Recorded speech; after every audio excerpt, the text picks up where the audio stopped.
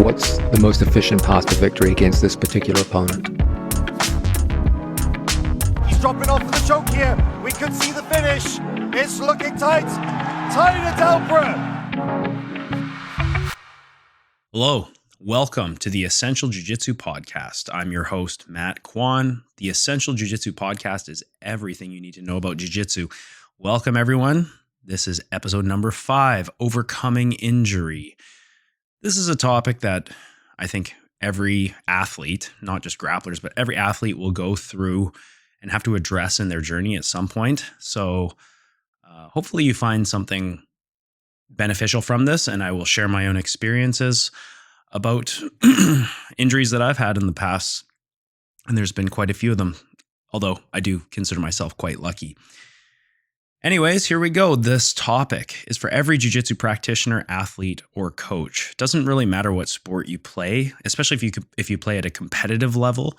At some point, you're going to run into injuries, okay? And if you're a martial artist, doesn't matter if you're a grappler or a striker or whatever it is you do, injuries kind of just come with the territory, right? And for those of you who are dedicating your life to jiu-jitsu, whether it be as a professional athlete, you better be good because you're going to be poor, or a gym owner where you can actually make a pretty decent living, you kind of accept that pain and setbacks and injuries are part of the journey. Okay, we're going to look at gaining from setbacks like injuries rather than declining. Okay, and a big part of it is mindset. We'll talk on that in a sec, but that's sort of what my aim for this episode is. Like I said, I've had my own share of injuries, and I'm going to talk a lot about injuries that I've recently gone through, health issues that I've had, and how I've come on the other side of those health issues better and I think improved than when I went in. Okay. All right. First thing, let's talk about assessing an injury. So I think one of the biggest mistakes people make is they get injured and then they just ignore the injury altogether. Okay. I've never understood this. Maybe it's because I value my body more than others. I don't know. But like ignoring an injury to me sounds, it's crazy. Your body is it's your vehicle. It's your vessel. While you're here on earth, it is what gets you from point A to point B. It's, especially if you're an athlete, it is like your lifeline, right? So you really have to invest in your body and think of your body as an investment moving forward, because it only gets harder. As you get older, your body starts to break down, doesn't recover as faster. Okay, for those of you who are old like me, like I'm 35, I'm not that old, but that's pretty old in terms of athletes. If you're 35 like me, you're definitely recovering at a lower rate than the 20-year-old purple belt or, 22-year-old black belt or whatever stud is in your gym who just seems to be so durable, they just never get injured, right? When you're 35, you get injured, it takes some time for things to heal, right? So ignoring an injury, I think, is crazy, especially if it's something that is affecting your daily life. Like if you, break a finger and you can just get through training by taping your finger. I mean, I do that. In some way, I guess I ignore these injuries because once your fingers break, there's not really much you can do, especially if you want to keep training, unless you want to look into surgery, but then you're not going to be training for a while. So I think as grapplers, generally, we really kind of disregard fingers and toes, just tape it up. And that's what I've done. And I don't even want to show the camera my hands right now, but I got some of the worst hands, okay? And I have fingers that bend completely to the side. I have a toe that completely bends to the side. And basically, I can't fight unless I tape my fingers and toes. But something like a knee where, if you have like a meniscus injury and your knee is catching and locking, or if you're missing a ligament, you ruptured a ligament and your knee buckles when you're walking up the stairs, things like that. Like you can't really ignore that. You shouldn't ignore something that affects your life like that. And especially when it affects your work, for me, my work is my jiu-jitsu. So obviously I'm going to feel the effects of any injuries in my daily work. But like if you sit at a desk, you might be like, well, I tore my MCL or my ACL. I don't really need to worry about it too much because I'm sitting at a desk. I mean, yeah, you could look at it that way, but on the other hand, life without an ACL and your knee is constantly buckling, like it does suck to get surgery, but it's probably worth it in the long run. Anyways, we'll talk about that. So I would recommend, regardless of the severity of the injury, don't ignore it, address it, right?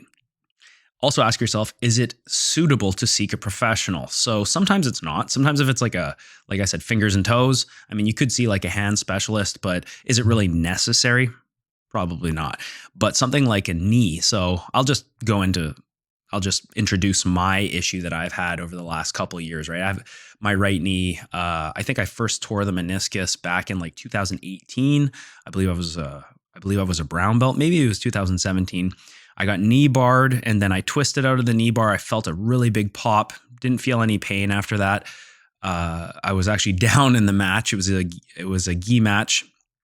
I was down and then I came back, this crazy come from behind victory, and I won. I was like, oh, sweet. And then the next match I was fighting, and then just randomly my knee locked like in a weird position. And it wasn't even weird. It was just like, I don't know. I was like doing like a technical stand or something and my knee just locked. And I was like, whoa, what the hell? What is this? I had to stop.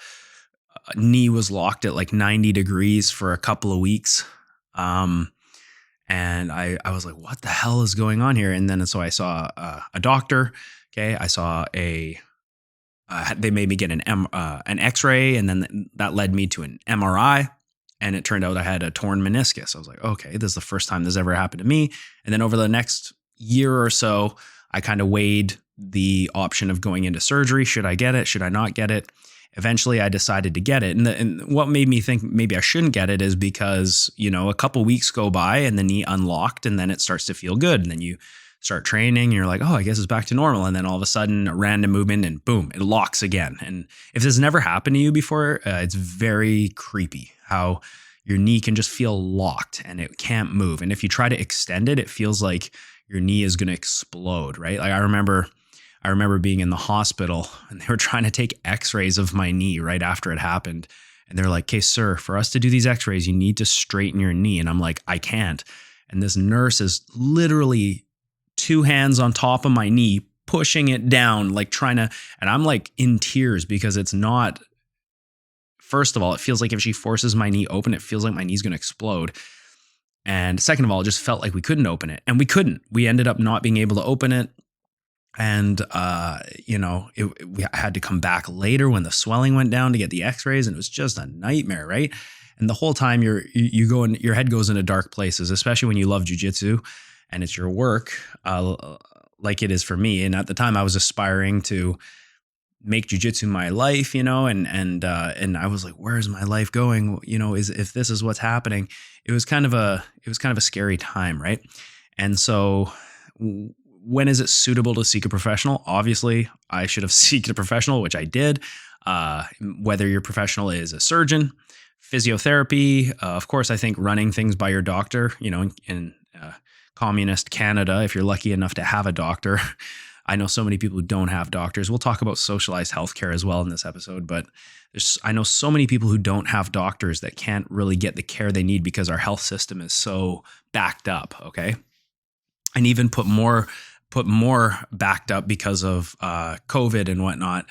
And what I mean is we've literally fired health workers because they didn't want to get vaccines. And now we're wondering why the health system is even more backed up, right? So a lot of issues there we'll talk about in a sec. So I always think, if it's an injury that's affecting your way of life, yes, you should seek a professional, especially if it's a reoccurring injury. If it's something that you can't just heal on its own, I would also recommend that you find a good physiotherapist if you're an athlete and work with your physiotherapist to always fix things that are happening here and there, and just to keep your body tuned up. Prehab, so injury prevention, really, really important.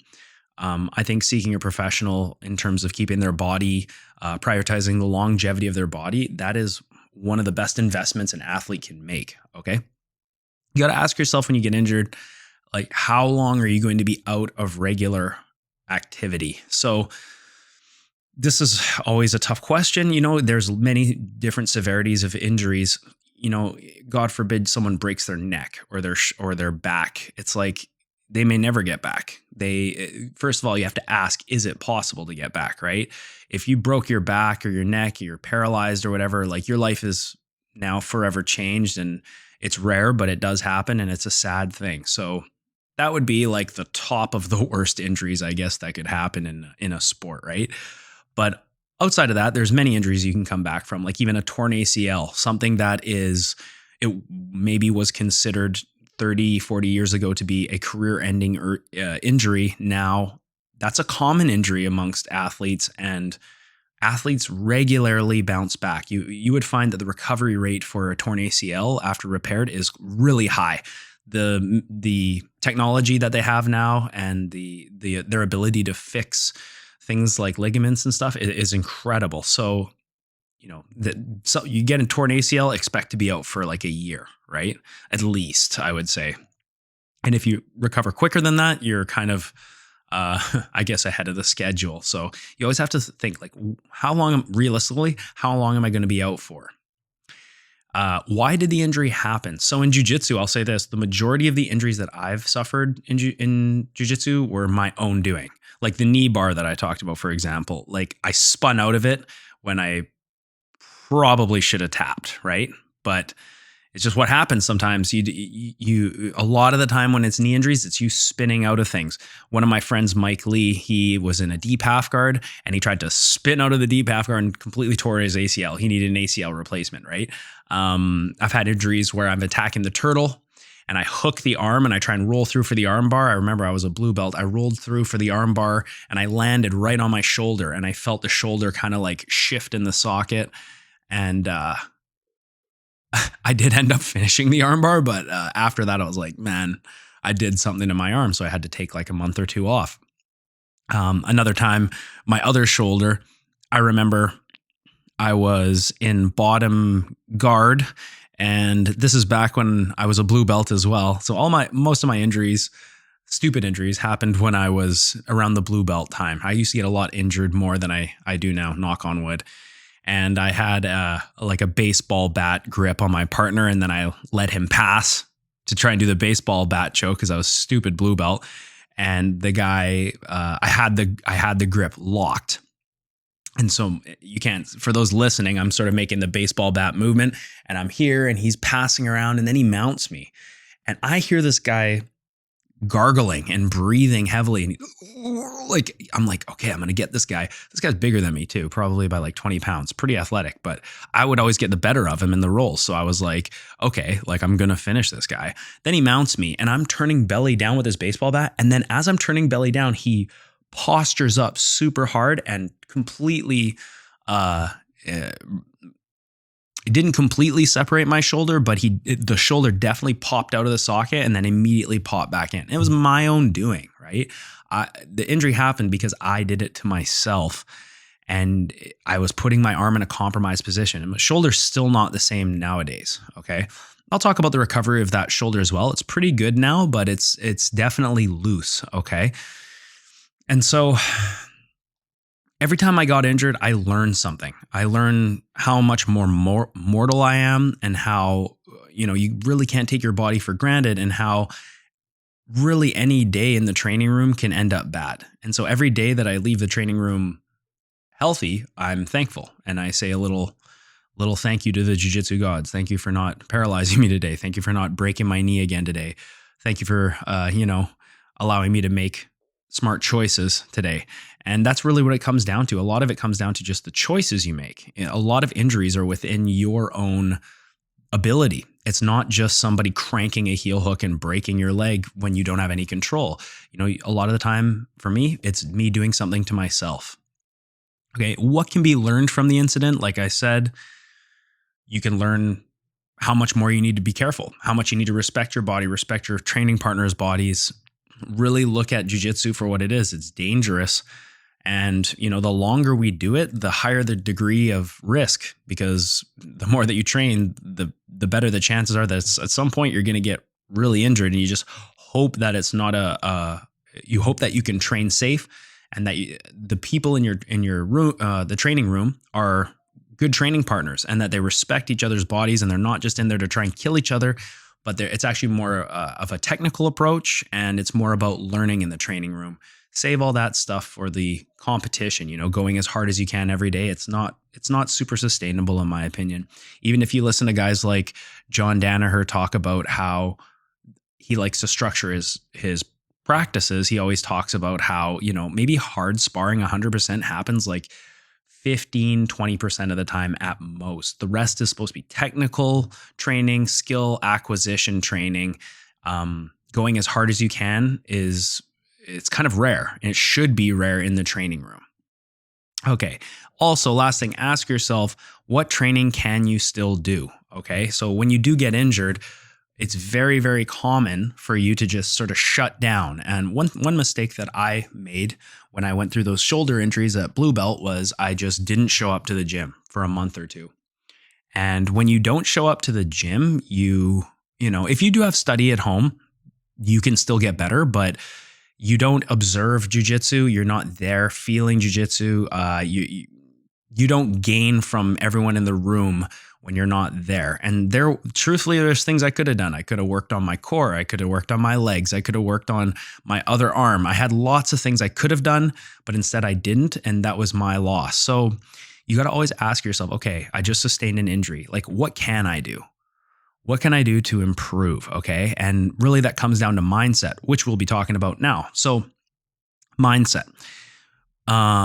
It's important to have an abundance mindset during recovery. So looking at things as bountiful and that you can still gain even in really bad situations. Okay. The worst type of mindset is having a negative mindset where you think, oh, I'm injured and I'm not going to be able to do what I love. And then, oh, how much time am I going to be out for? Oh, I need a knee surgery. I'm going to be out for a year. Oh, well, that's a year that my training partners and my competition, they're all training during this time and I'm not. Oh, they're going to get better than me. I'm going to lose. When I come back, I'm going to be worse. When I come back, I'm not going to be as strong as I was. They're going to already have so much more time than me, right? Like these types of thoughts are natural for every athlete. And I would say, especially every grappler, every martial arts artist, because grappling and martial arts essentially is an arms race. And every year the arms race improves. Every year, everyone's looking for new techniques. And when you sit out for a whole year, it's so easy to feel like, man, I'm really losing here. Okay. Like I'm not going to be able to hack it with these guys. You have to make sure that you have an abundance mindset. Don't let your mind go into these dark areas. Okay. When you start getting into those dark areas, it's like a cycle of negativity. You start thinking, I'm going to suck. All these guys are going to get better and leave me in the dust. And now you start getting depressed. And now you start turning to things like drugs and alcohol and, food, and it gets really bad. So instead have that positive mindset, that abundance mindset. Have a Kaizen mindset. Kaizen mindset is basically a mindset. We've talked about it on BJJ Mental Models many times. It's a great way to live your life where essentially you take small incremental habits to improve an overall goal. Okay. I use Kaizen in every aspect of my life, whether it's in the home or if it's in the business, if it's in my personal jiu-jitsu, right? I always think like, what can I do to make my systems better? What can I do to make everyone around me better so that it improves my life? What habits can I do to make myself a better grappler, to make myself a better businessman, to make the experience better for my customers and my students, right? Like how can I always be looking to improve? And this is a mindset that I think will really help people get through tough injuries, because you start to see, oh, I can improve, even though I can't roll. Maybe you can't roll for like months or even a year, right? God forbid. You can still improve, and you can see measurable improvement with Kaizen mindset. Every day you wake up, think, how am I going to get better at this? What's something I can do to get better at this? Okay. All right, let's talk just briefly about like depression for athletes. So self-doubt and depression is super common with injuries. I recommend don't avoid these feelings because they are natural. Address them and feel them, because it is part of your coping process with not being able to train, not being able to compete. Okay. Maybe training, competing is your life. And then now some guy tells you, hey, we need to do a surgery for you to get back to where you were. And for that to happen, you can't train and when I say train, I mean like you can't roll. You can't roll or compete for maybe up to a year. It's like that is, for some people, the worst news you could ever hear. I think it's important to address this feeling rather than just like put it away. Okay. And to some degree, we want to ignore that voice in our head that is depression. But it's important to understand that's a normal thing and it's part of your coping mechanism. Okay. And that it doesn't have to be your entire mindset. You can still have a positive Kaizen mindset and feel that way. And it's normal to feel that way. Okay. I've been there. Also think like 1 year ahead of the incident, where do you want to be and what is realistic? So I'll just talk about my experience. So that knee injury I talked about years ago. So recently, it was about probably a year ago, maybe a little bit longer, I retore the meniscus. So I had a surgery. They went in, they cut out a piece of the meniscus. The meniscus it can cut many different ways, but there's essentially two C-shaped meniscus discs on your knee, right? And tears can happen straight through the top. And in that case, they cut out a chunk of it. Okay.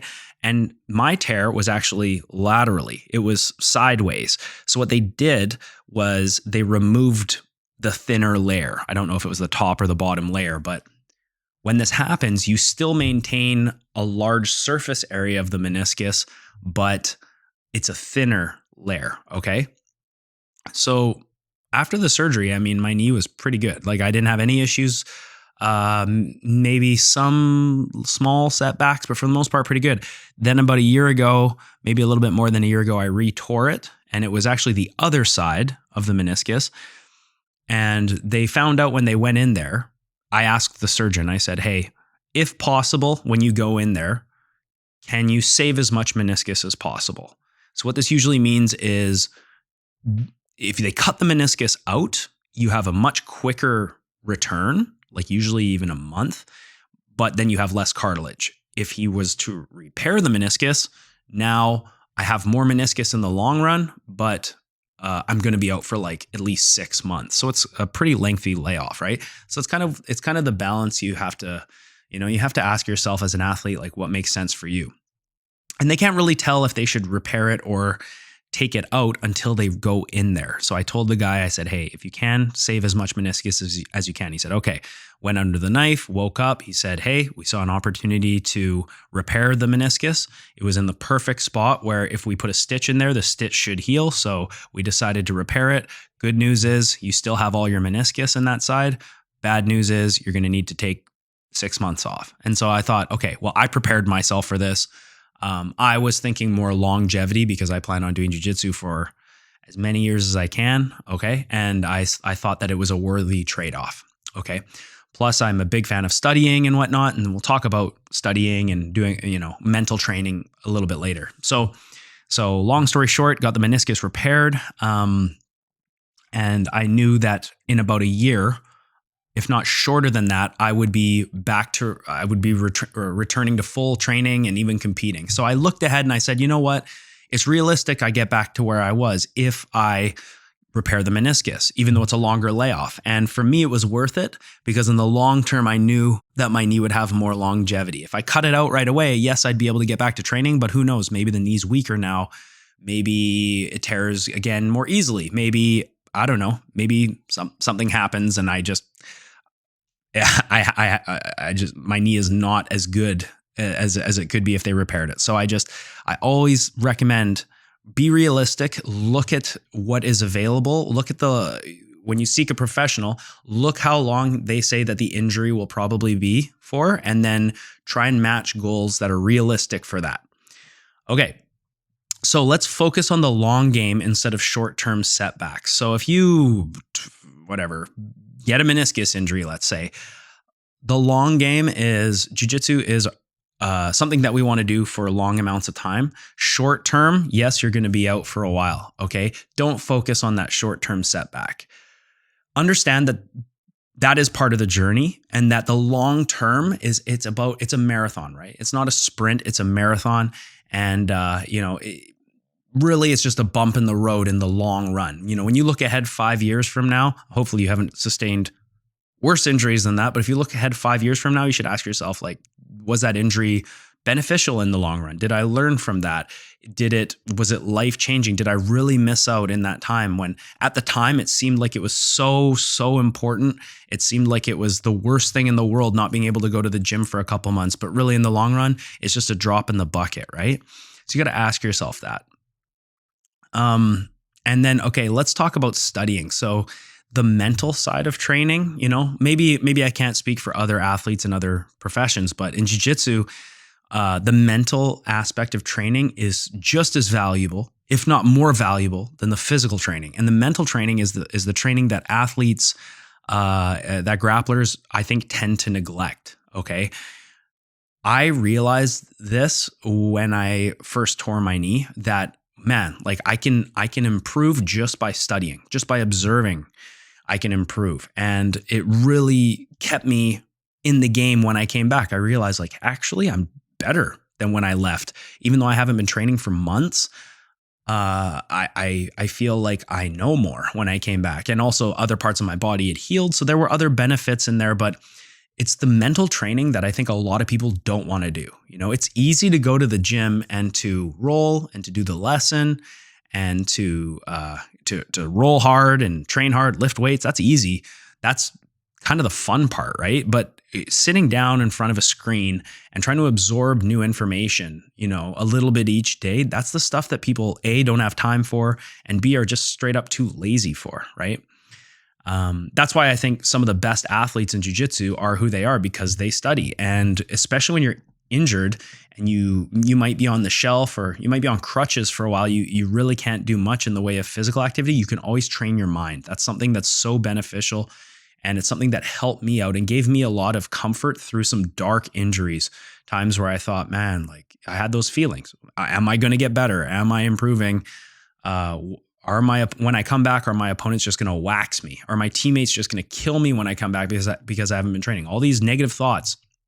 But the constant study and the satisfaction of learning one new thing a day, it has a snowball effect and it adds up. And then I gained all this knowledge. So there was times where a couple months after my surgery, when they repaired the meniscus, where I still couldn't roll, I couldn't do anything physical, but I could show moves. And I realized, like, man, I'm really gaining a lot of knowledge through this process. And it was comforting to know that I had another avenue that I could improve myself in, that wasn't just with my body, but also just my mind, right? So definitely, even if you're not injured, my point is prioritize mental training too, because you can improve so much more in such a short amount of time. But if you are injured, mental training is huge. Studying instructionals, watching tapes, watching your teammates roll. Okay. Here's one thing that really helped me when I went through my knee injury. Okay. Look up other athletes for inspiration, and especially ones who have like recovered from the injury that you have, or even worse. So a couple guys, a couple names I'll mention, like Oliver Taza. This guy had an ACL replacement before I had my meniscus repair. He was out for a year. Okay. World-class guy. I've trained with him multiple times, had him in my gym for seminars. Great guy. Just like an absolute sweetheart. A super talented guy. This guy bounced back from an ACL surgery and he's world-class. He's doing competitions at the highest level, right? George St. Pierre, I think he had multiple ACL replacements, came back, won titles after his surgeries, and just bounces back. Who else? Gordon Ryan, I can't remember if he had an MCL or an LCL replacement, came back, won ADCC. So like, look at athletes who are having the same or similar or even worse injuries than you, and look to them for inspiration, because it will give you comfort knowing, hey, there is a light at the end of the tunnel. I can't roll today. I can't roll tomorrow. I can't roll next month or the month after or even the month after. But at some point, I'm going to be able to return to sport. And when I do that, I have all these other guys that I can look to for inspiration and see the journey that they've gone to. And then it comes full circle and you kind of realize, like, man, being an athlete, being a combat athlete especially, but being an athlete is, you're destined to get injuries. It would be weird if you didn't get injuries. There's a cost that comes to doing something physical at a high level, and sometimes we pay for it with our body, but sometimes it's worth it. Okay, so I during those dark times, I definitely look to athletes for inspiration. All right, another thing I recommend in terms of mindset, like avoid going to crutches like drugs, alcohol, food. Okay, bad habits, things like this can have, again, a negative cycle. If you're not using your body, you can't use your body, and you take on all this junk food, you look for food for comfort, you're going to gain tons of weight, and eventually you're going to have to lose it anyways. If you're a competitor, this can be really bad because you have to make weight sometimes, and it's just not a healthy thing, especially when you're turning to bad food. Okay. And yeah, drugs and alcohol, obviously I don't need to explain why turning to things like that would be bad. I think everything in moderation is good, but looking to things for as a crutch, looking to things to escape the pain and the depression of an injury is definitely a negative cycle. Another thing is to really think about managing your dopamine, and avoid those negative habits. So every time you use drugs or use alcohol, you get that dopamine hit, okay? And sometimes you can get addicted to that dopamine hit. And what these things do is they can alter your dopamine management feedback system, okay? I'm not an expert on the topic, obviously. You could probably tell by how I'm talking about it, but one of my favorite podcasts is the Huberman Lab, Andrew Huberman, and he discusses about the dopamine, how the your dopamine system sort of repeats itself and how it can refill. And if you get hooked on things like drugs, alcohol, pornography, all these things, it basically drains your dopamine and takes it to a level where even normal life doesn't seem enjoyable anymore. And we really have to be careful that when we can't get our dopamine from our sport and from competition and that stress and that, all the things that make competing and rolling special, you can't get your dopamine from there. You start looking for other things. And the problem with things like drugs, alcohol, food, pornography, all this shit, it's too easy. It's too easy to get. And then so you get this shot of dopamine where you didn't have to earn it like you do with jiu-jitsu. You didn't have to earn it. You didn't have to do anything. You can just, do a bunch of drugs and then feel this huge dopamine rush. But then when the drugs wear off, you're left feeling empty and depleted, and it's hard for you to just enjoy everyday life. So long story short, just be aware of this and enjoy things in moderation. Okay. I'm no prude myself. I'm not here to be a life coach or anything like that. I'm here to give you advice on jiu-jitsu, but just be aware that, be careful of becoming addicted to things in these dark times when your body is craving dopamine and you can't get it through exercise and things like that. Okay. All right. Accept the process of recovery as part of your journey. Embrace that. So we'll talk about in a sec how you can make it a plan, how you can sort of embrace it as a project and look at it as something that will actually be in the distant past. It'll be a speed bump. And for now, it's something that's going to make you better. Okay. And that's tough to think about sometimes. Like I said, when you can't train, very frustrating, and you just want, you see all your friends having fun at the gym. However, if you look at this as a necessary part of your journey, it just becomes that. It becomes part of your story, okay? Part of your jiu-jitsu journey. So let's talk about, making a plan to return to your sport, a realistic one that you can stick to, that will have really good benefits, that we can create a timeline where down the line, you're like, okay, I'm seeing that I can keep up with my timeline. And then at the end of the timeline, you accomplish your goal. You get back just as good, if not better than when you left. Okay. Like think 1 year from now, what will you have learned from this? So, will you have been a better person due to this? Will you be a better athlete because of this? Will you have faced such adversity that you feel like you can overcome anything now? Have you become a better teammate because you can observe your teammates rolling when before you were focused on your own training? Now you're watching people and you're giving them pointers and you're being you're being like a coaching force in the room because you can't train. This is when I got injured, I realized like, hey, I can be a way better coach when I'm not rolling in the rounds. Yes, I can't roll with my students, so that sucks. Sucks for me, sucks for them, but I can watch them and I can actually give them more personal advice because I'm spending more time watching them, right? And when you watch someone train and your job is to give them advice, it's almost like you're solving a puzzle in front of you.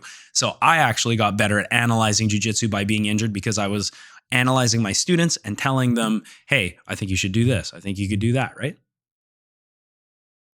Okay, let's talk about taking control of this injury and making a plan. So again, I always recommend if you're a professional athlete, you're going to see a professional, there's no doubt about it. But even if you're a recreational athlete, seek a sports professional. Now, what is a good professional? Okay. Don't make the mistake of just going to the first physiotherapist that pops up on Google or the first physiotherapist that comes up in the phone book. Okay. Or the closest one to you. I would recommend trying to see a physio who works with high level athletes.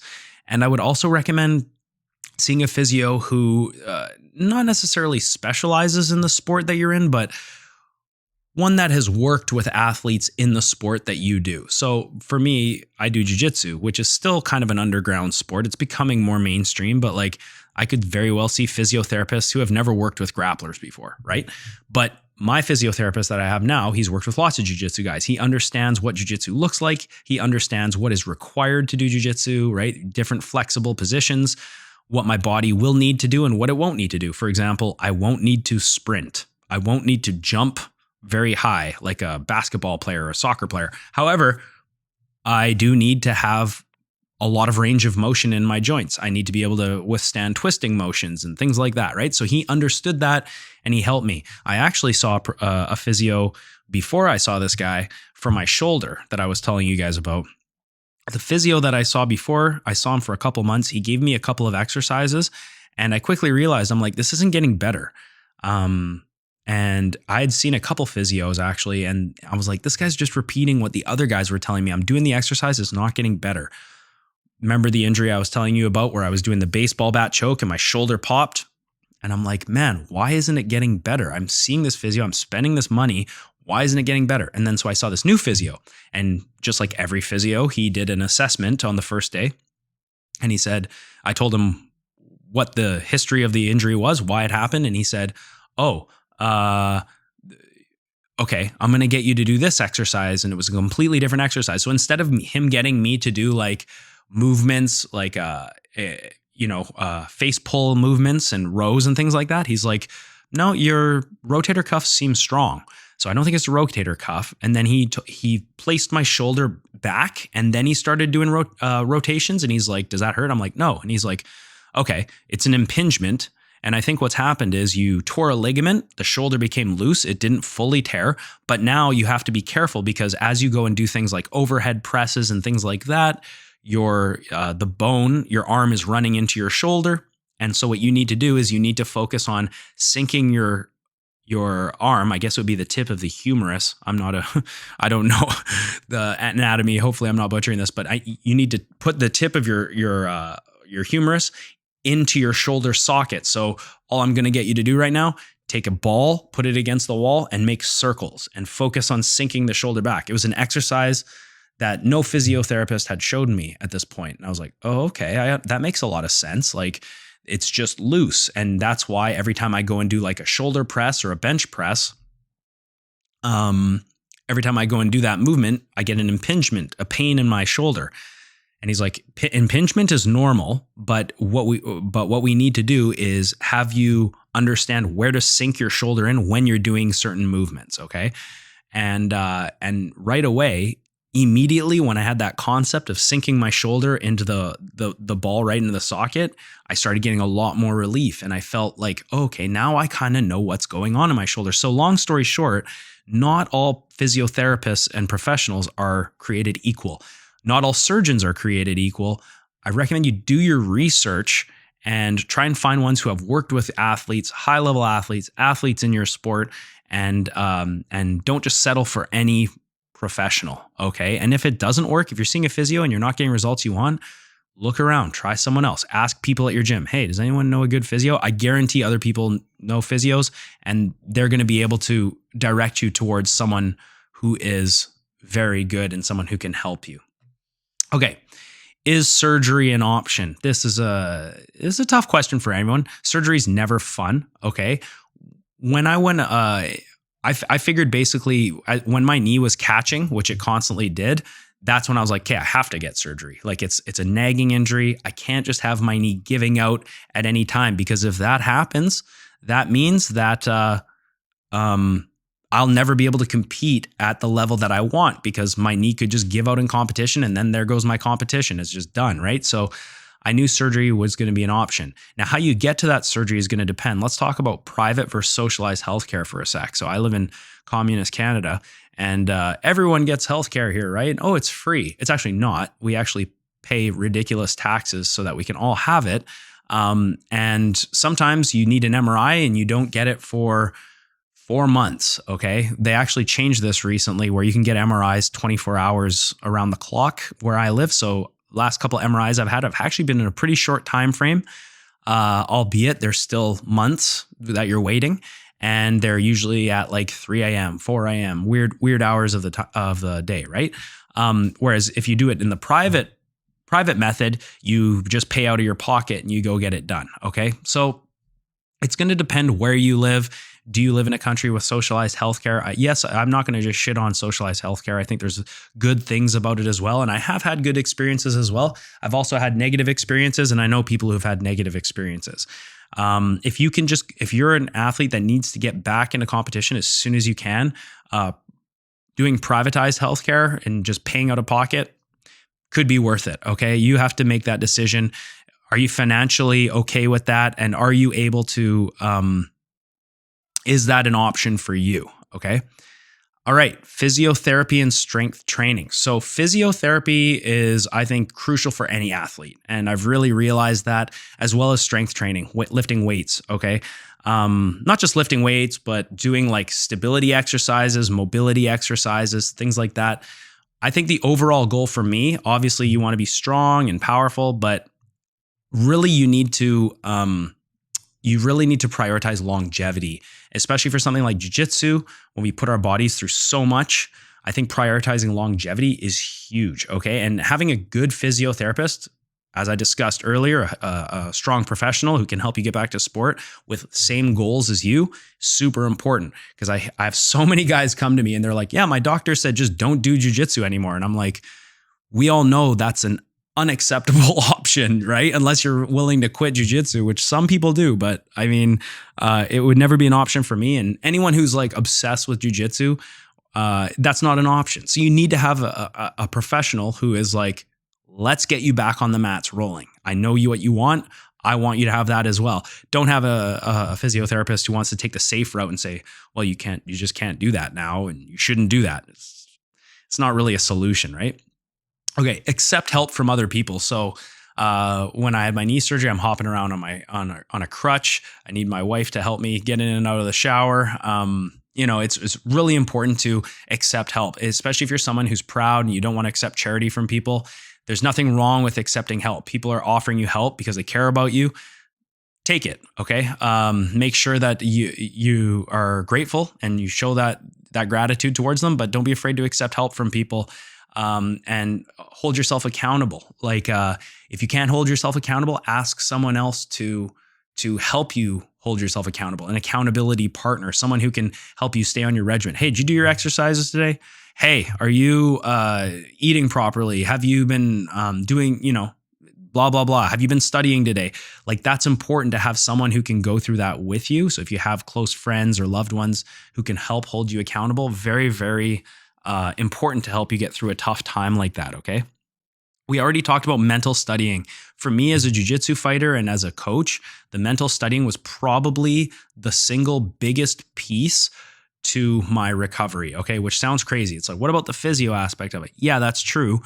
I did need to do all those things to keep my knee strong and all that stuff. That was huge. But in terms of my jiu-jitsu not faltering during my recovery time, mental study was huge. get your hands on some instructionals, invest some money in instructionals, sign up to an online academy, right? There's many great online academies out there. Obviously, you should be joining the On Guard BJJ online academy, which is only $10 a month. You can get it at www.onguardbjj.com. But there's many out there, right? And there's just so many resources now. You could literally learn one new thing a day by going on YouTube. So you don't need to be even spending money. There's free content out there. When I was a white belt, there was no, the only free content you would get would be like Ari Bolden Submissions 101 on YouTube. And it was like, that was like one of the first jiu-jitsu channels, right? Like there was no like substance good training. Now it's infinite. You can spend all your time on YouTube looking up infinite techniques, okay? Mind you, it's up to you to decide, to discern what's good and what's bad, right? But really prioritize mental studying when you can't use your body. Okay, observational learning. So this is where you go to the gym, and even though you have to sit out, you're watching your training partners, you're watching your coaches, you're watching people roll, you're putting yourself in their shoes, you're asking yourself, okay, if I was in that position, what would I do?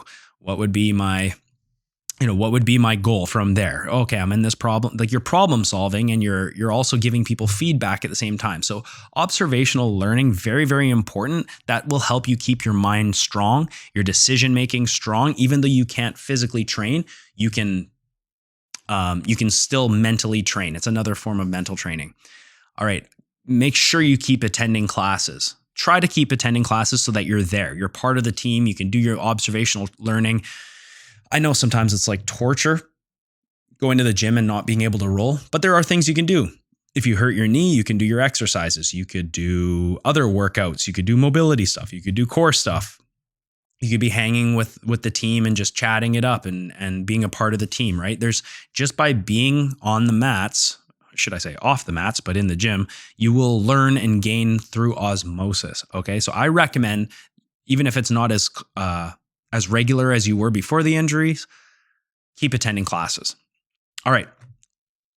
Now that you're injured, you can't train, search your game for weaknesses. If you know that your game has holes in it, if there's certain issues, I'm really good here, but I'm bad here. Maybe you're bad in the leg lock department. Maybe you're bad defending the back, things like this. Really take this time to try to fill those holes in. Even if you can't train physically, you can still train mentally. Luckily, there's so many instructionals on pretty much every position out there.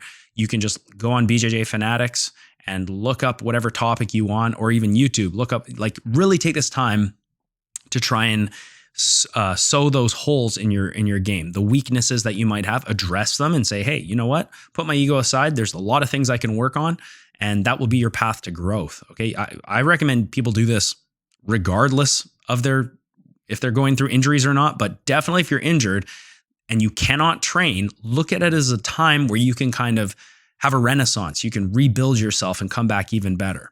Make sure you're asking questions when you're in the gym, asking your teammates questions, asking your instructors questions, whether it's about recovery or injuries that they've had or situations, jiu-jitsu scenarios, whatever. Always ask a lot of questions. If you need help in something, if you need answers, don't be afraid to ask. Don't be afraid to ask for support when you need it. Don't be so proud that you refuse to take help from people.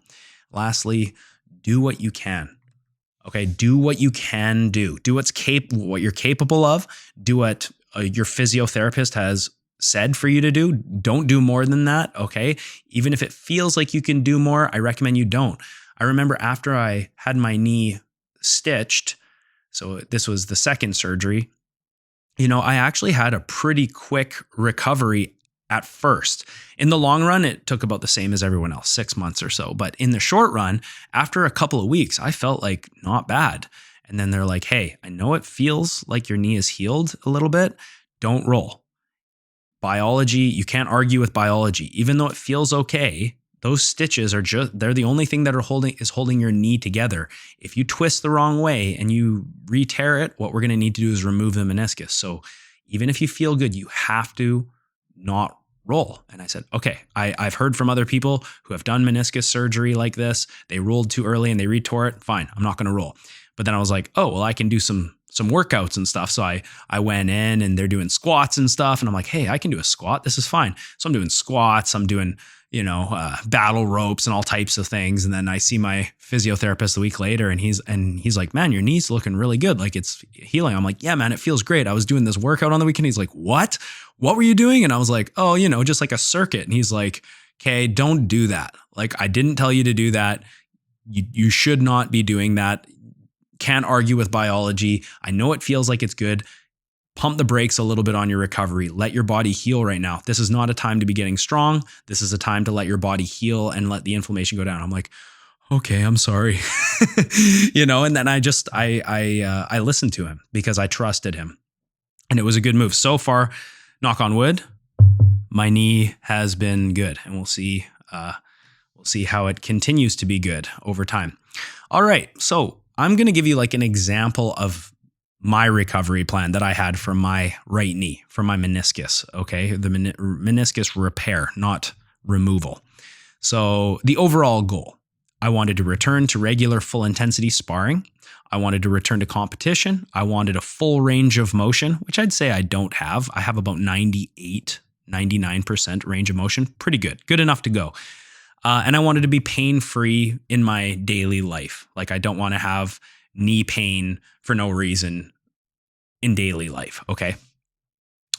What is attainable? Well, I know that before I competed and I sparred at full capacity, and I know if I'm disciplined, my injury will heal and I'll get back to that. Like I just kept telling myself that is attainable. It's possible for me to do that, but I have to stay disciplined over these next 6 months, right?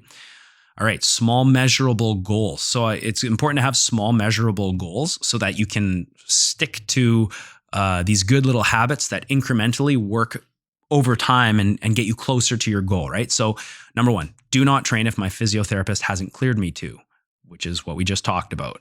Be patient and don't overtrain. So my physio tells me, okay, now you can start doing single leg squats. Do 4 sets of 15 each side. Do that 3 times a week. Don't go doing that 6 times a week. Give your body time to heal.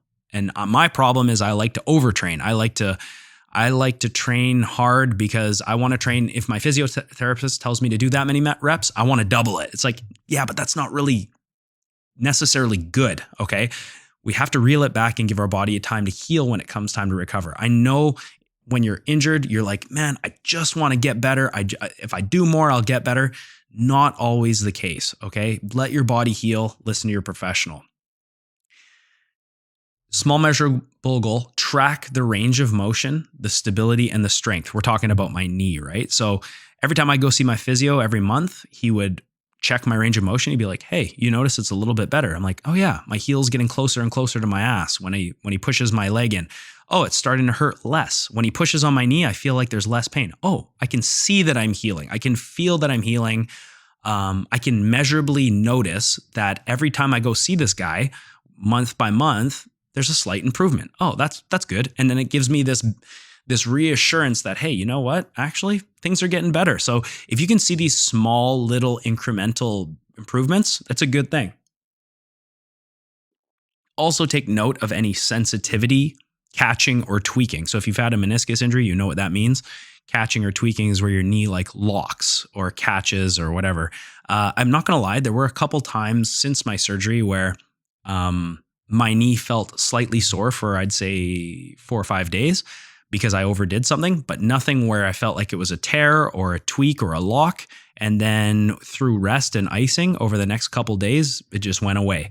And I talked to my physio about it, and he's like, you know what? Because of the history of the knee, because you've had 2 surgeries on it, you just got to accept that the knee is not going to be as strong as a 20-year-old athlete's knee who's never had surgery. So there's certain things I want you to avoid. Deep squatting, knee over toe stuff, loading weight, knees over toes. Try to avoid these things on that knee. I said, okay, at least I have parameters that I can work within. There's still a lot of stuff I can do. And for the most part, it's pain-free. But just understanding that you should note any sensitivity or setbacks that could happen. And then when that does happen, allow your body enough time to recover. Okay. So I'm going to Another thing, like talking to physiotherapists, like take their recovery plan and progress through it consistently over the target period of time. So if your physiotherapist says, hey, you know what? It's going to take probably 6 months for you to heal. I want you to see me every month so we can sort of realign and talk about our goal. Do that. Okay. Don't think, hey, you know what? I saw him last month and I feel like I'm good to train. Okay. I'm going to go back to rolling. That's where disasters happen. And then you get a longer setback. And then if you live in Canada like me, you got to go through the whole process again and X-ray, MRI, surgery, and you could be looking at another like year. You know what I mean? So it's better to just be patient in the short term to have that long-term benefit. Okay. Another measurable goal that's super important. Learn one new thing a day. I can't speak for like hockey players or soccer players, although I imagine they could also be studying the mental aspects of their sports, but learning one new thing a day, how to actually become a better jiu-jitsu fighter, it's an infinite topic of knowledge that takes a lifetime to study, and you'll never learn it all. You'll never be a master. You know, I never considered myself being a master as a chef. I never considered it an attainable goal, and I don't consider that an attainable goal in jiu-jitsu. Am I a master to an untrained person? Yes, but to other black belts, I'm a nobody. I'm a white belt to them. So I think that being a master is kind of unattainable, something cool to aim for because you're going to have that Kaizen mindset, you know, learn one new thing a day, but like you can never really be a master in something like jiu-jitsu. There's so much. So you should be pushing yourself to try and learn one new thing a day, especially if you're an instructor. Okay. And lastly, train the unaffected parts of my body. So I have a broken knee. Can't train my knee. What can I do? Well, I can do upper body exercises. I can do core. I can ride the bike when I'm cleared to do so. Things like that. I can stretch, work on my mobility, et cetera, et cetera. All right. Ask yourself, why is this relevant? Dumb question. Why? I don't know. Why do you want to heal? I enjoy training and competition. Jiu-jitsu is how I earn my money.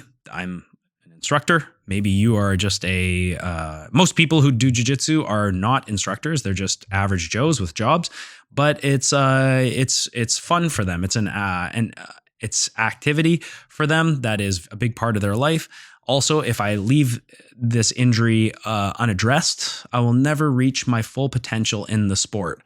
I will always have setbacks and re-aggravate the injury and just not get to where I want to be. I won't be able to do events confidently knowing that my knee is strong, and just overall quality of life, right? You don't want to be someone who is walking down the stairs and your knee buckles for no reason. You don't want to be someone who can't be on the floor playing with your children because you have injuries that you should have addressed years ago, right? So always, you know, long story short, if you have injuries, address them. Okay, getting to the end here. Long-term goals. Long-term goal. I will let myself heal. I will let myself heal for the time that my physiotherapist recommended. Gradually increase the workload and difficulty of the exercises as the month goes on. So that's really important that you load more and more as your physiotherapist allows you to. For me, I don't consider myself a lazy person, and I do have a Kaizen mindset, I like to think. So if my physiotherapist says, hey, I want you to go harder now on this, I'm like, sweet, thank you. Like I want to do more. I feel like now my body is strong enough that I can handle more. Where in the short term, maybe more rest is required for healing purposes. Okay. So here's a really good one.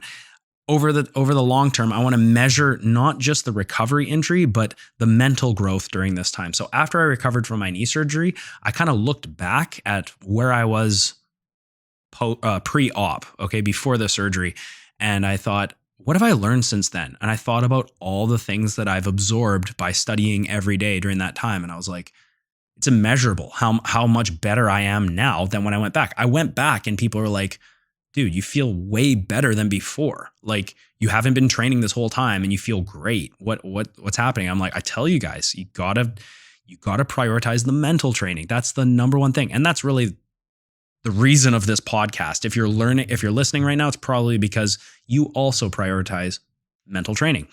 Another goal of mine, return to the sport at full intensity, whether it's competition or just daily sparring, right? That's a great goal to have.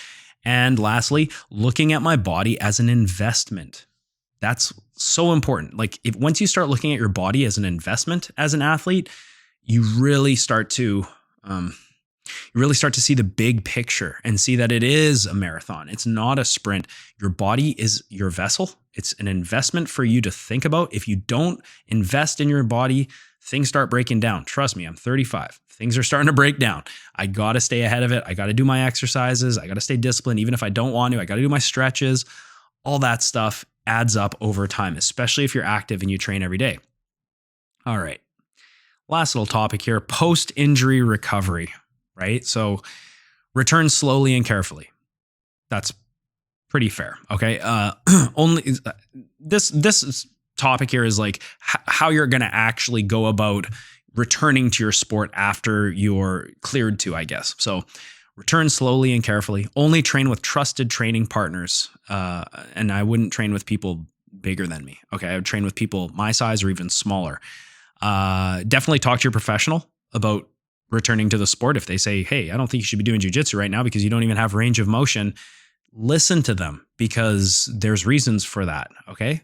And like I said, if you don't like your physiotherapist or you want a second opinion, get one. Invest in that. Even if it costs you money, invest in your long-term health. Okay. This one is something that all athletes go through. Address the fear of re-injury. So every athlete who comes back from an ACL replacement or a meniscus repair, myself included, has a fear of re-injuring the knee. And it takes time to develop the confidence to be able to train through that and to push yourself 100%. Okay. Meniscus, where your leg is locking and catching, different from someone who's got no ACL where their knee is buckling. Okay. It's going to be different for every athlete. And the desire to not hurt your knee and to hold back during training is normal. That's a totally normal thing. Make sure you have a plan with your physiotherapist. Make sure that you listen to your body. And if you feel like, hey, you know what, today I need to rest because my knee is sore, I don't want to push it, listen to your body, right? But over time, focus on getting back to sport. If you can't get back to sport, there's a reason why. You probably need a surgery or something like that, okay? Again, I'm not a professional. Go talk to your professional. Continuous mental training. So even after the injury, that habit that you built during your injury where you're going to learn something new every day, where you're going to study, 15, 20 minutes a day. If you're like me, try and study even more. Continue with that. That is a habit that will immeasurably make you a better grappler as the years go on. I always say you can train 20 years in jiu-jitsu or you can train 1 year 20 times, okay? If you don't push yourself to learn more, you don't train in a different environment and you expect good results, same stuff happens. You don't get the results you want. You have to push the envelope physically, but also mentally. Okay, so continuous mental training. Ongoing strength and physiotherapy, conditioning, mobility, stability, exercises, all this stuff, invest in your body even after. So now now our injury's healed. We're getting back to training. We're doing now preventative training, okay? Get back to regular training. That's one thing that's really important. You don't need to go 100% every round because going 100% every round, as we discussed, is kind of silly. Should be going 100% maybe a couple times a week, but definitely not every round. Maybe, prioritize more technical training, more training for skill acquisition and whatnot, and then save the 100% stuff for competition. Okay, look back on your injury. Ask yourself, what have you learned? I already said, I looked back before my surgery and now what I know, and I'm like, man, I know so much more now. Like I feel so much more knowledgeable. So imagine if I take those habits and I apply them even over the next year when I'm uninjured, how much better I'm going to be. So if you look back and see what you've learned, it kind of gives you an idea like, if I keep this up, how much better am I going to be in the future when I'm not injured and I can train, right? So that's really cool to sort of measure your growth and sort of say, hey, you know what? Actually, my injury wasn't even that bad. There were times when I was depressed and couldn't train and that sucked. Yeah, but I got through it. And if I can get through that, what else am I capable of getting through? When you're faced with adversity like that, where you're questioning your career and you're like, what else can I get through now? That's really important. I have a story that I'm not going to talk about right now because honestly, it deserves its own episode and perhaps its own series. I'm planning on talking about my autoimmune issue that I have. For those of you who follow me, maybe you've heard about me mention it before on previous podcasts, but I haven't really talked about it much on this show. And I do intend to talk about my battle with my autoimmune issue, which is rheumatoid arthritis, and how I basically overcame it and how you can overcome it too, if you do have an autoimmune issue. And sort of my experiences. But there were times over the last couple of years, separate from my meniscus issue, completely separate. It was an autoimmune systemic issue inside my body where my body was attacking itself, and I didn't know if I was going to be able to do jiu-jitsu. I didn't know if I'd have to go back to working a normal job because I couldn't teach because of this condition. And I'm a year in to this plan that I'm on for the autoimmune issue, and I have no symptoms and I'm on no medication. So this was also a big time where I looked back on it. I'm like, I got through that. And what else can I take on now? You know, when you face something like that, that puts you in some really dark places and you come out on the other side, whether it's injury, autoimmune issues, whatever, it really makes you think about what you can accomplish and what you can get through. Okay. I'll talk more about that in the future, I promise. And I will probably be talking with my nutritionist who helped me cure my issue and get her on the show. And I'm probably going to be doing a series on that. If you guys do have questions about me and how I overcame that autoimmune issue, I'm going to tell you in a second how you can get in contact with the show. Okay. Lastly, there's a couple more things here. So make injury preventative training part of your regular routine, especially as you age. So prioritizing in the longevity of things, you know, mobility exercises, things like that. We already discussed that. Make that just part of your regular routine. 3 times a week, 2 times a week, I'm going to do my knee exercises. I'm going to do my shoulder exercises. I'm going to do all the exercises that balance out my body and keep me healthy and you know, add tread to the tires, so to speak. Okay. That's our discussion on injuries. Let's do a quick thought. So I had a question from a listener. At this point in your career, who do you look up to in jiu-jitsu and why? Are they athletes or are they coaches? Great question. At this point in my career, I look up to guys like John Danaher and Gordon Ryan and Craig Jones. I look up to guys who they're not necessarily the best athletes per se, but it's the thinking that they do in jiu-jitsu and what they've contributed to jiu-jitsu. One of my favorite athletes right now, I love Tynan Dalpra, obviously Gordon, and I love Nicholas Muragali because these guys they're winning, right? And they're winning in dominant fashion. So whenever I can see an athlete win in dominant fashion and make the best guys in the world look like white belts, I look up to them. And a guy like John Danaher, you know, I look up to him because I aspire to be a coach on his level and I see the knowledge that this guy has. He's just cranking out instructionals. I'm like, where do you get this knowledge from, dude? Like, how do you know all this? How are your mechanics so good? If you listen to the show, you know I'm a Danaher and Gordon fanboy. I really am. And, you know, love them or hate them, their contribution to jiu-jitsu is immense. So I look up to guys who really contribute to jiu-jitsu and who focus on furthering the sport because that's what I want to do. All right, one new thing I learned this week. So this is interesting. Like over the last month, I've been dealing with my senior kids. Their ages 10 to 14, okay? And I've noticed that kids are generally capable of a lot more than we give them credit for. So a lot of people teach their kids, you know, okay, we're going to do closed guard, we're going to do some open guard stuff, blah, blah, blah. But this month we've been teaching them crab rides and barambolos, okay? I was just like, you know what? Let's do something completely, well, it's not really modern anymore, but it's more modern, you know, upside down stuff and versions. This is more modern than the standard classic jiu-jitsu positions. And one thing I've realized is a lot of them are very, very good at it. You show them a kiss of the dragon or a barambolo, and by the end of class, I got kids that can do that move very well. And I'm like, wow, like I can throw a lot at these kids, and given the right training environment and the right instruction, they can do it and they can start to understand it. And then I start to see them using it in roles. Okay. So that was something that was really cool. I think a lot of the time when I watch people teach kids, they kind of hold back as to how much they think they're capable of training and what they're capable of taking in and learning in terms of a technical level. I think once they get to the age of like 9, 10, they really start to be able to take in technical stuff. So that was really exciting for me, just seeing them progress over this month. What am I doing next? Okay. So if you just listened to the last episode, you're probably waiting to hear about how ADCC Ottawa went. The truth is I'm going to Mexico right after ADCC Ottawa. So I'm filming these episodes back to back. So I'm actually going again this weekend into ADCC Ottawa, and we'll see how that goes. I talked about it a lot on the last episode. I'm sure if you follow me on social media, you'll see how I did. I'll be talking about how the tournament went. Okay. So after I come back this weekend from ADCC Ottawa, I'm going to Mexico for 9 days, nice little family vacation. Then I come back, I'll start preparing for more tournaments. Later on at the end of the year, I want to do East Coast Trials, ADCC. I also want to go to Vegas and do Jiu Jitsu Con. I'm hoping to do 3 tournaments in 3 days. So Masters Worlds, then Jiu Jitsu Con Gi and Jiu Jitsu Con No Gi. Why not, right? You're down there. If my body allows me to do it, I'm going to do it. Okay.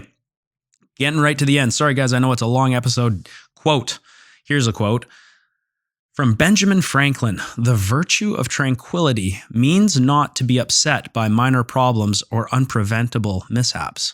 Writing injuries in the dust, benefits in marble, signifies looking at the positive rather than the negative. So writing injuries in dust and benefits in marble is really the main takeaway from that. It's meaning injuries often, I'm not going to say never because there are injuries that are forever and that's tragic, but injuries often will just blow away like dust, and benefits from these experiences that we have, whether it's adversity or whatnot, can be written in marble, meaning they're here to stay.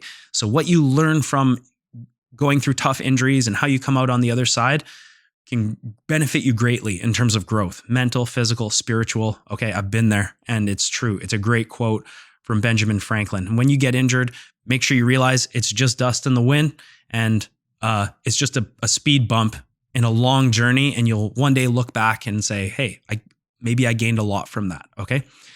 All right, guys, I hope you liked that. Let's talk quickly about how you can interact with the show. On Instagram, you can reach me at The Essential Jiu-Jitsu Podcast. You can email me, ejjpod, ejjpod@gmail.com. You can ask me questions on Instagram, on the email. Glad to take your questions to the show if I like them, and suggestions even for topics. I'd like to have kind of an interactive show with you guys. Also, my website, ejjp.show, you can find all the episodes on there. You can also find all the episodes on all major podcast platforms, iTunes, Apple, like I said, YouTube, Spotify. All these platforms have my content on there. Now we can talk about how we're going to support the show. Obviously, like and share whatever platform you are listening on. Please like and share and subscribe. Follow us on Instagram.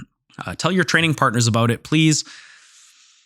If you really want to support my show, if you want to give me some of that sweet money, you can check out my online academy for only $10 a month. It is www.onguardbjj.com. I have my lesson analysis where I go over all of our lessons that we do every day, and all the advanced lessons that we do, I put them on the website. Plus, you'll get access to my competition footage, audio lectures, written lectures, although this is basically my audio lecture now, the podcast. There's a kids section as well. I don't really talk about that very much. There's a kids section where I talk about the techniques that my kids have to go through to get through the certain belt. So if you're an instructor of kids, that could help you. I got some nice quizzes and narrated videos and things like that on there that you can kind of check out for only $10 a month, onguardbjj.com. Also, I have a kid's book, Zara Can Do Jiu-Jitsu. It's about my daughter, Zara. She does jiu-jitsu, love her. My son, Remy, is probably going to be doing jiu-jitsu within a year. And jiu-jitsu is great for kids, guys. I've already talked about this book a lot. If you're a parent, you should think about putting your kids in jiu-jitsu, or at least some kind of grappling art. First of all, they'll learn how to defend themselves. They'll learn how to stop bullying. Second of all, they're going to learn about respect and how fights are actually kind of dangerous and you probably shouldn't do them. But if you need to, you can take control of a situation. Anyways, Zara Can Do Jiu-Jitsu. You can get that book on Amazon. Just Google it. You'll be able to find it. And that's the show, guys. I know this was a long one. This is a very special topic for me because injuries are part of my journey, and I'm going to have more, and so will you, I'm sure, especially if you train at a high level. Even if you're recreational, you're going to get injuries. Guys, injuries do not have to be a negative, depressing thing. Injuries can be something that you come out on the other side better and benefit from, okay? And look at it that way. Have that positive Kaizen mindset, that abundance mindset. If you're having an injury right now and you want to share your experience with me, or if you have an autoimmune issue, you want to share your experience with me, go on Instagram, go on my email, ejjpod@gmail.com. Share those problems with me. I would love to talk to you and hear what you have to say, and if I have advice that helps you, it'd be even more awesome for me. Okay, guys, I hope you enjoyed that episode. Not sure what I'm going to talk about next week. I'm going to be on the sandy beaches of Mexico. I don't know what I'll talk about, but I know one thing. It's going to be everything you need to know about Jiu Jitsu. Thanks for tuning in, guys. Take care.